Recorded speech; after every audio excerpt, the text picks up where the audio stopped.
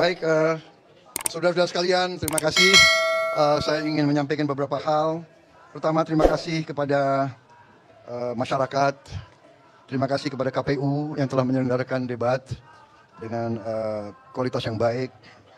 Juga terima kasih teman-teman media. Ya. Tadi boleh saya komentar sedikit. Saya agak sedikit kecewa dengan kualitas, terutama narasi yang disampaikan oleh paslon-paslon yang lain. Menurut saya mereka pertama datanya banyak yang salah, keliru. Kedua, masalah pertahanan ini mau dipakai sebagai bahan mencari poin politik yang menurut saya untuk sebuah negara, untuk negarawan tidak boleh. Pertahanan adalah sakral, dan tadi kalau tidak salah ada paslon yang mengatakan untuk pertahanan tidak ada rahasia. Saya kira ini sangat lucu, ini sangat tidak pantas bagi seorang pemimpin. Ya. Justru masalah pertahanan, keamanan itu syarat dengan hal-hal rahasia. Dan yang aneh adalah baik paslon 1, partai-partai pengusungnya kan PKB, Nasdem, dan PKS. Kemudian pengusung untuk paslon 3 adalah PDIP. Dan P3, mereka semuanya ada dalam Komisi 1 DPR.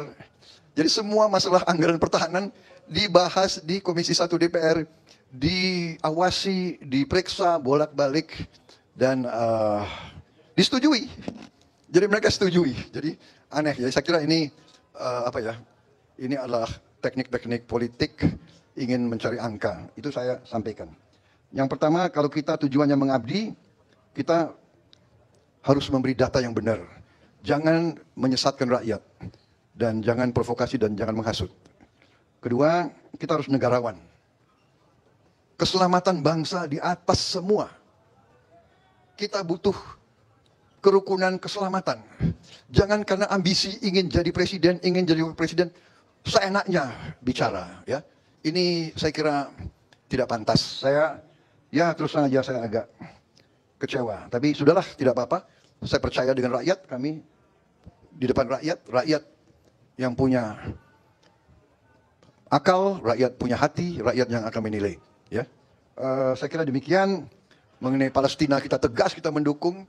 Presiden sudah memberi petunjuk kepada saya, setiap saat PBB minta, kita siap mengirim pasukan perdamaian, kita siap mengirim kapal rumah sakit, dan kita terus sampai sekarang pun melakukan kontak sama Mesir, kontak sama negara-negara yang berkepentingan di daerah situ. Saya kira prestasi Kementerian Pertahanan sangat jelas. Di bawah kepemimpinan saya, industri pertahanan kita dalam negeri mendapat kontrak paling besar selama sejarah Republik Indonesia, ya, mendekati 11 miliar dolar.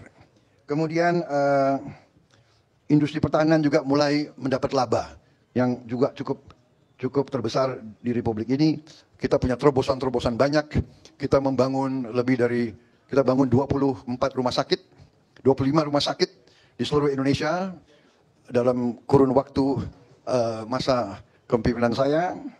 Kemudian kita membangun 4 fakultas di bidang sains, teknologi, engineering, matematika, fisika, kimia, biologi.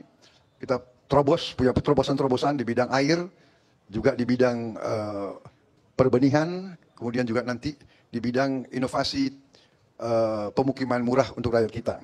Jadi banyak sekali prestasi kita, dan masalah barang-barang bekas itu saya kira juga menyesatkan.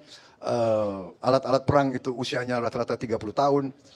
Yang penting adalah usia pakai, flying hours, sailing hours, dan tentunya kita ingin yang terbaik, kita ingin termodern, tapi kenyataannya kadang-kadang kita perlu untuk memiliki alat-alat menutupi kekurangan sekarang. Saya kira intinya itu yang ingin saya sampaikan. Ya, saya kira sudah jelas penjelasan saya. Mungkin Mas Gibran mau tambah? Tidak ada? Baik, saya kira tidak perlu tanya jawab ya, sudah jelas ya. Nanti pada saat kesempatan lain kita bisa lebih enak, lebih leluasa. Ya. Hah? Oh, dia nggak datang ke saya lebih tua dari dia. Saya lebih senior dari dia. Ya, oke, terima kasih. Pak, soal konflik di Gaza doang Pak.